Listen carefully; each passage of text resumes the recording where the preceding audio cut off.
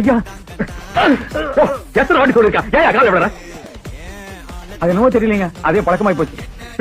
MLA MP மந்திரிகளை நீங்க வச்ச வேலைக்காரங்க. இந்திய அரிய பெரிய வேலைக்காரர் யார் தெரியுமா? பிரதம மந்திரி.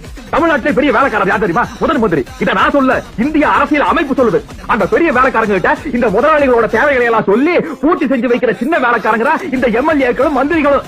ஒரு ஏஜென்ட் மாதிரி, ஒரு போஸ்ட்மேன் மாதிரி நாங்கெல்லாம் சரியா வேலை செய்யறேன்னா தட்டை பிடிச்சி ஏண்டா நான் செய்யலன்னு சப்பு சப்புன்னு கள்ளத்தில் நாள் ஆரம்பிக்கலாம். அதை விட்டு போட்டு கால் விடுறீங்களா? குனியாதீங்க, குனிஞ்ச குற்றத்தை செய்வாங்க. நிமிந்து வெல்லுங்க, அப்பதான் உருப்பட முடியும். மேல் ஜாதிக்கார நாய்க, அந்த நாய்காங்கிறது நல்லா அழுத்தி சொல்லணும். சரி,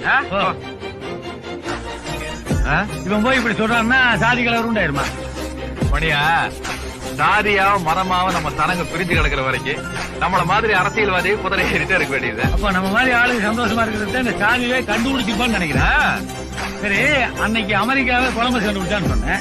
இந்த சாதி கருமாந்திரத்தை யாரு கண்டுபிடிச்சுவேன்?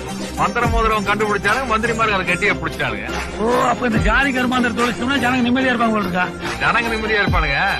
நாம தான் சோத்துக்கு திங்கி அடிக்கணும். உனக்கு வேற ஏதாவது தொழில் தெரியுமா? தெரியாது, அரசியல் தான் தெரியும்.